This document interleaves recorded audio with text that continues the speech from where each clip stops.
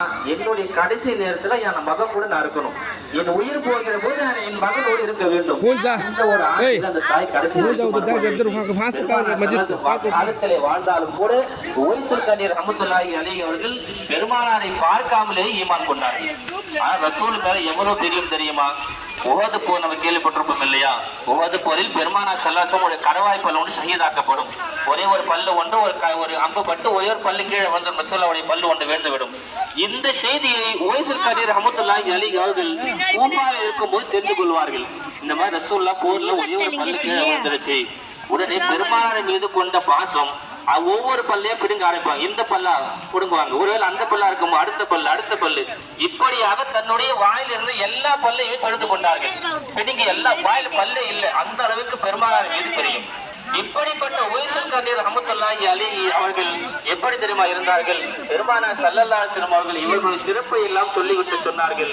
யாரை பார்த்து தெரியுமா சொல்றார்கள்?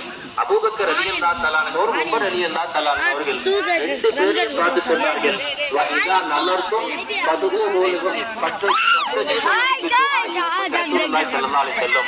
ஒருவேளை அபூபக்கரே உமரே ரலியல்லாஹு அன்ஹுமா, நீங்க ரெண்டு பேர்ல யாரு ஓய்சுல் கனியை பார்த்தாலும் உங்களுடைய மதத்திற்கு அடுத்தவா செய்ய சொல்லுங்க. பின்னால் சிறப்பிலே சிறப்பு சாதி சித்திக் அபூபக்கர் ரலியல்லாஹு தஆலா அவர்களுக்கு அடுத்த சிறப்பு உமர் ரலியல்லாஹு தஆலா அவர்கள் இருக்கிறதுலேயே ஆக பெரும் 2 சஹாபாக்கள் செய்ய சொல்லுங்கள். அவர் துவா கேட்டாங்க, அவரை ஏற்றுக்கொள்ளப்படும். நீங்கள் 2 பேரும் அவர்களை சந்தித்தால் நீங்கள் துவா செய்ய சொல்லுங்கள், மதுக்கரத்துக்காக துவா செய்ய சொல்லுங்கள் என்று பெருமானார் ஸல்லல்லாஹு அலைஹி வஸல்லம் அவர்கள் அவ்வளவு சிறப்பு சொல்லி இருக்கிறார்கள். இந்த ஓய்சுல் கனி ரஹ்மத்துல்லாஹி அலைஹி அவர்கள் கூஃபாவில் இருக்கிறார்கள். இருக்கிற போது இவருடைய வேலை என்ன அப்படின்னா, காலையில் ஆடு வைப்பார்கள், இரவு தாயினுடைய பணிவிடையில் இருப்பார்கள்.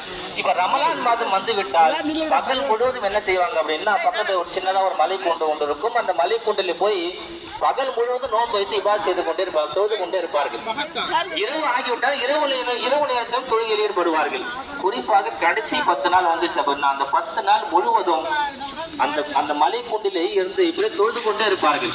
இப்ப இந்த மாதிரி ஒவ்வொரு நாள் தொழுது கொண்டே இருக்கிறார்கள். அந்த ரமலானுடைய கடைசி பட்சம் தொழுது கொண்டே இருக்கிறார்கள்.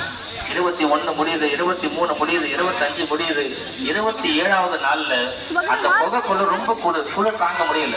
இத்தனை நாளா இல்லாத ஒரு குளிர் அவ்வளவு குளிரா இருக்குது. அந்த குளிரிலே ஓய்சுல் கனி ரஹ்மத்துல்லாஹி உள்ள இருந்து கொண்டிருக்கிறார். அப்ப அந்த குளிர்ல ரொம்ப முடியல, அப்படியே கொஞ்ச நேரம் உட்கார அந்த குளிர் தாங்க முடியலன்னு சொல்லிட்டு அப்படியே கண்ணை மூடினாங்க, கண்ணு தூங்க ஆரம்பித்து வருகிறார்கள். அந்த நேரத்துல ஒரு அசரீரி ஒன்று கேட்கிறது, ஓய்சுல் கனி இயந்திரத்து நில்லு, சல் துஅதி, நீ என்ன கேட்டாலும் கொடுக்கப்படும்.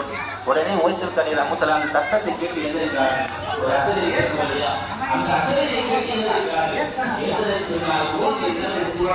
நீ என்ன கேட்டாலும் கொடுக்கப்படுவாய். உடனே சொல்றாங்க ஓய்சுல் கனி ரஹ்மத்துல்லாஹி அலைஹி அவர்கள், இன்னி அஸ்அலுக பிஹும்மிக அன் தக்ஃபிரலி.